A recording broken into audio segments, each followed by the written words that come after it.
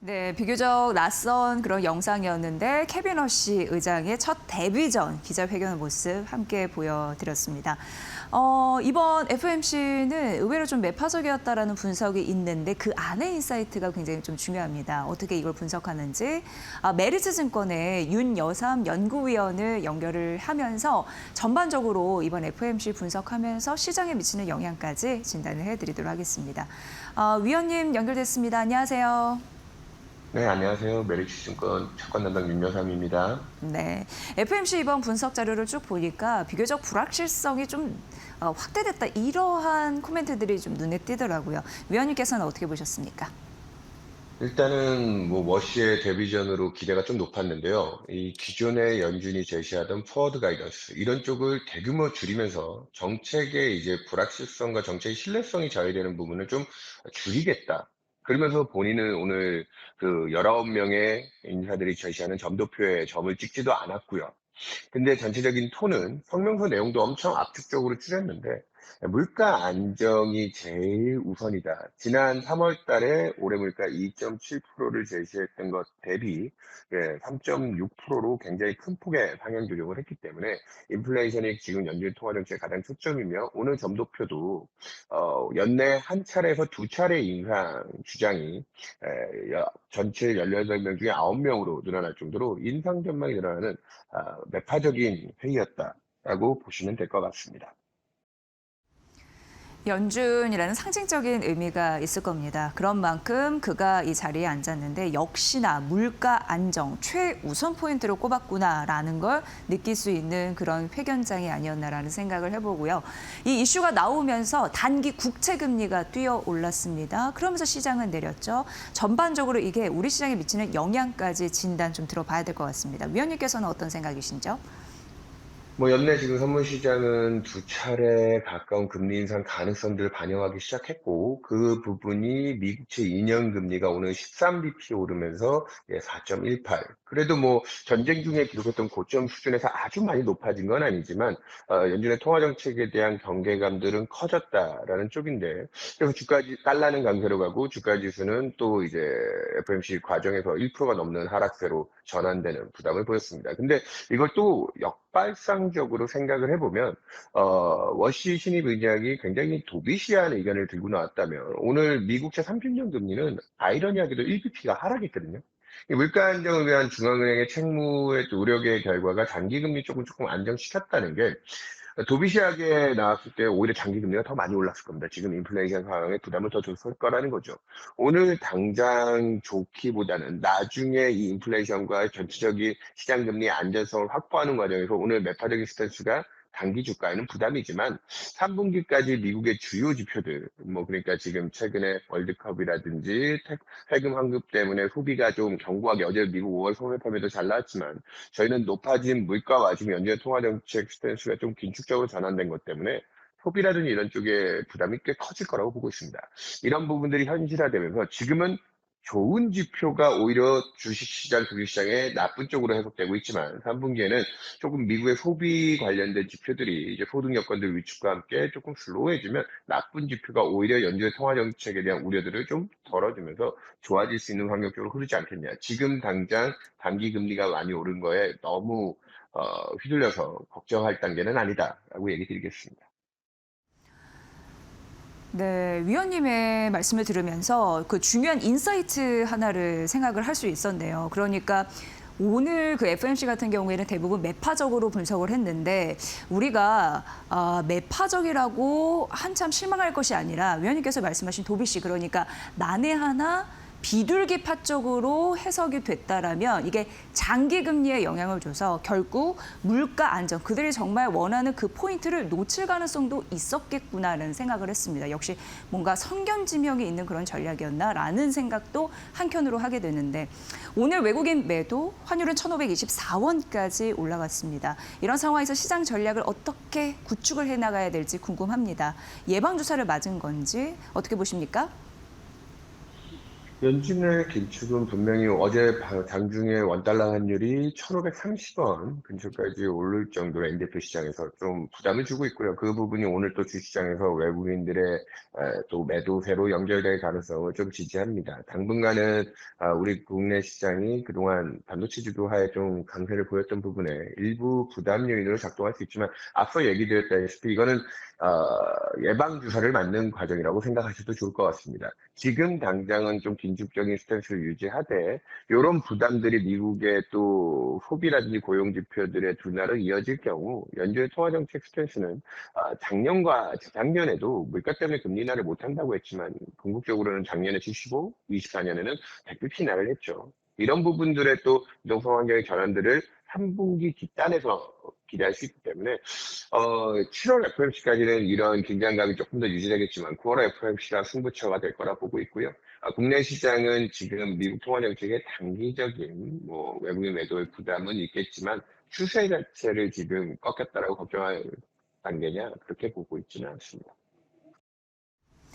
네, 이제 하반기 FOMC 더 중요해질 것 같습니다. 7월보다 9월 FOMC가 승부처가 될 가능성이 높다라고 언급을 해주셨고요. 어쨌든 추세가 꺾일 가능성은 좀 제한적인 것으로 파악을 하셨습니다. 위원님 잘 들었습니다. 앞으로도 금리 관련해서 좋은 인사이트 여쭤보도록 하겠습니다. 네, 감사합니다. 네, 윤여상 메리츠증권 연구위원과 함께 FOMC 쭉 한 번에 정리를 해갔고요. 좋은 인사이트 또한 들을 수가 있었습니다. 뭐 시장이 못 간다라고는 할 수 없겠죠. 왜냐하면 또 장중 최고점을 찍었으니까. 다만 이제 금리에 대한 부담감 때문에 금리의 영향을 상당 부분 받는 성장주 이런 부분들이 주춤주춤하면서 시장 전반적으로 좀 누르고 있는 흐름들 양쪽 사이드에서 나타나고 있는 상황입니다. 그런데 금리 인상에 대한 우려 때문에 조정이 나왔을 때 매수 기회로 활용하라. 증권주를 이러한 리포트가 오늘 아침에 나왔습니다. 하나증권이었고요.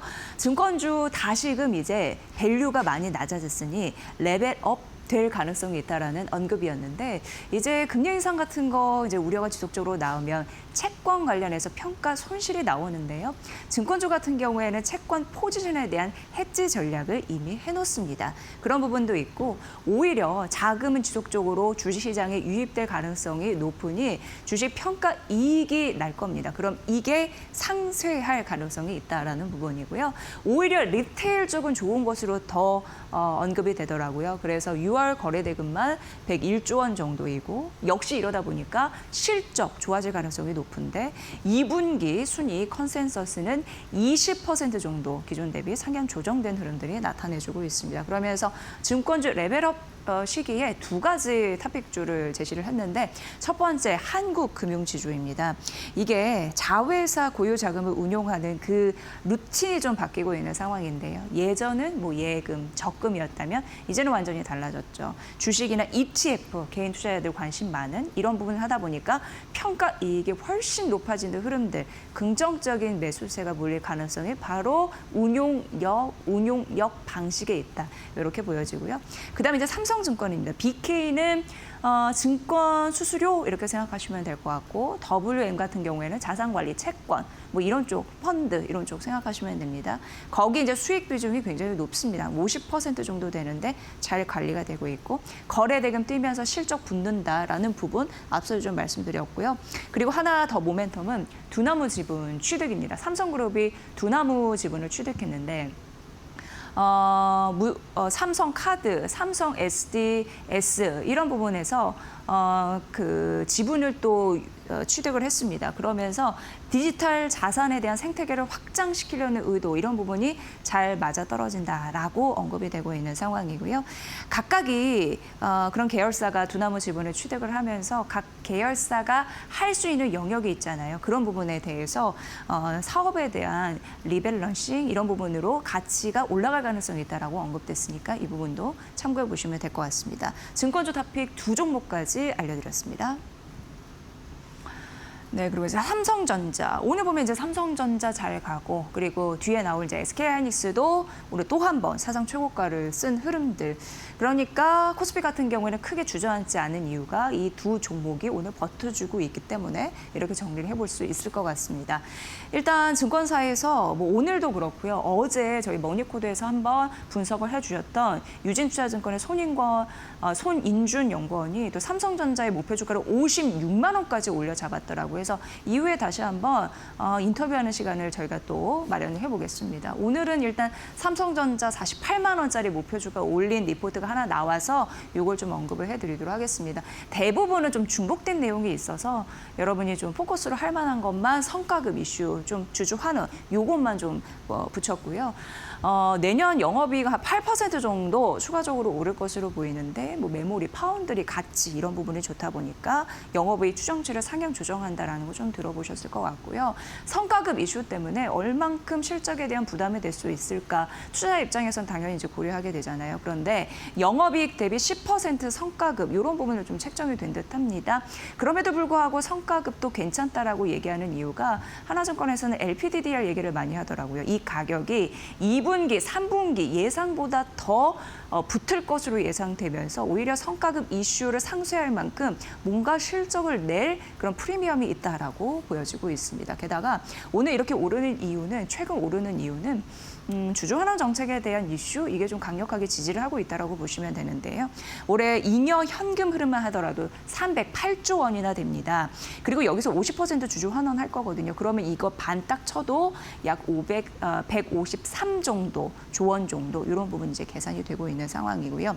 자사주 배당금 그리고 주가 대비 배당 수익률 4.3% 수준까지 데이터 나와 있으니까 이 부분도 참고해 보시면 될 것 같습니다. 네, 그리고 뭐 SK 하이닉스 워낙 이제 오늘 사상 최고가 갔고 SK 스퀘어 역시 신고가 갔고 닉스보다 빠르다 지속적으로 좋은 얘기 나오고 있는 상황이고요.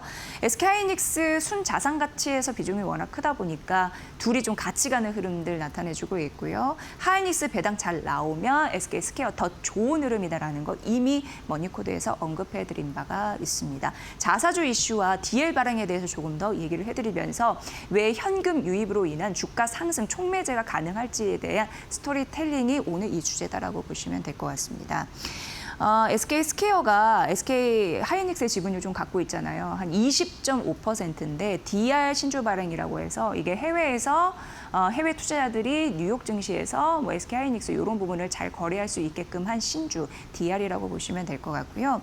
그게 지금 이제 하이닉스 지분율이 20.5% 정도 되는데 신주를 발행했을 때 한 2.5% 정도, 그러니까 45조 이내로 설정이 되어 있어야 됩니다. 왜냐하면 공정거래법상 거기에 저촉되지 않으려면 하이닉스 지분율 20%를 안정적으로 유지하는 것이 굉장히 중요한데 떨어뜨리면은 공정거래법상 저촉이 될 가능성이 있다라는 겁니다. 그래서 그걸 계산해 봤을 때 2.5% 45조 이내로 요걸 이제 발행해야 되는데 만에 하나 여기 보시면 DR을 5% 정도 발행을 했을 때 이게 SK 하이닉스의 지분율이 떨어집니다. 그럼 공정거래법상 저촉될 리스크가 커지는 거죠. 20% 떨어지니까.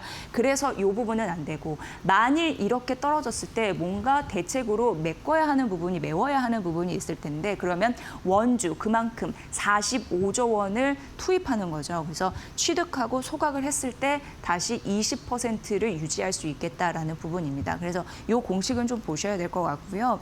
원주 45조 원 취득 소각이 과연 필요할 수 있을지 이 개념은 잘 알아두시면 될 것 같고요. 그리고 이제 중요한 거는 오늘 이렇게 스퀘어가 뛰는 이유, SK 하이닉스가 좋은 이유는 둘 다 그러니까 주주 환원 정책에 대한 그런 메리트 때문에 좀 올라가고 있다라는 점 말씀드렸는데 여기는 순자산 가치 할인율 SK 스퀘어 얘기를 하는 겁니다. 28년까지 30% 이하로 낮추겠다라는 목표를 세웠습니다. 그리고 이미 지금 훨씬 목표치보다 속도를 더 내고 있는 상황인데요. 3분기에 52.7% 이거를 1년 만에 27년도 목표를 달성한 이후에 추가적으로 더 이런 목표를 더 낸 겁니다. 그래서 앞으로 그런 부분으로 주가 할인율 이걸 좀 낮춘다. 그럼 주가가 올라가는 걸 의미하거든요. 그런 부분에서 투자자의 자금이 몰리고 있지 않나라는 생각을 해보게 됩니다. 어쨌든 SK 스퀘어 닉스보다 빠르다. 긍정적인 리포트가 나왔다는 점 말씀드립니다. 네, 그리고 이제 UBS에서 LNF LNF 거의 뭐 매도 리포트를 냈더라고요. 근데 오늘 아침에 보니까 국내 증권사에서도 뭐 이 가격대는 아니지만 LNF 목표 주가 하향 소식이 좀 있었습니다. 여기 보시면 지금 UBS에서 LNF의 기존 목표가가 54,000원에서 104,000원을 올려서 거의 뭐 2배 이상 뛴 거잖아요. 이것만 보시면 많이 올렸네라고 싶겠지만 사실상 현재 주가 대비해서는 거의 30% 빠진 목표 주가를 제시했으니 매도 리포트나 다름없다 이렇게 말씀드립니다. 왜 이렇게 매도 사이드에서 얘기를 하냐 봤을 때 UBS는 LNF를 보는 시각이 너무 과도한 밸류, 너무 주가가 선반영해서 지금 위치가 고점이다 이렇게 언급을 했고요.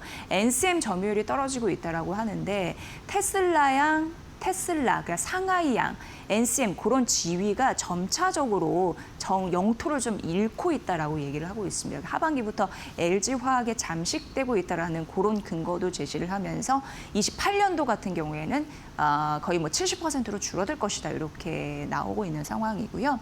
차이나 프리 LF 프리미엄이라고 해서 중국산 아닌 거 그런 부분도 역시 어느 정도 프리미엄이 제한되고 있다라고 생각을 하더라고요. 그리고 부채 비율도 거의 400% 가깝게 되면서 재무 안정성에 대한 리스크 이런 부분도 언급을 했습니다.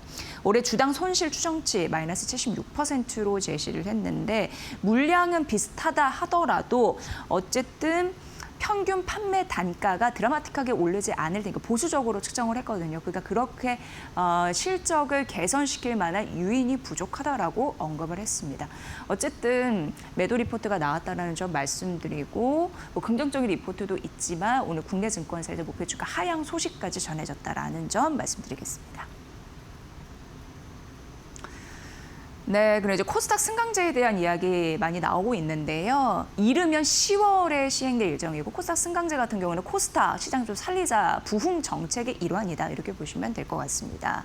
그런데 프리미엄 세그먼트라고 해서 원래는 170개사였는데 이게 갑자기 100개로 줄더니 이게 또 70개로 줄었다 이렇게 보시면 됩니다. 그러면서 우량주의 희소성이 더 높아진 그런 상황이 나타났는데요. 실질적으로 이게 거의 뭐 언론 보도가 이렇게 났는데 가능한 이유가 어제 거래소의 첫 자문단이 이제 세워지면서 개최를 해서 이게 현실화되지 않을까 이렇게 예상은 하더라고요. 그러면서 예전에 2022년도 11월에 코스닥 글로벌 세그먼트라는 부분이 있었는데 이거를 대비해 보면서 여기에서 투자 전략에 알맞는 종목을 골라보자 이런 의미로 이 증권사에서는 얘기를 했고요. 50개사가 지금 편입이 되어 있는데 추종 ETF가 2개 정도 상장이 되어 있더라고요. 근데 결론적으로 얘기하면 의료기기 중에서 어떤 종목을 봐야 될지 이걸 얘기를 한 겁니다.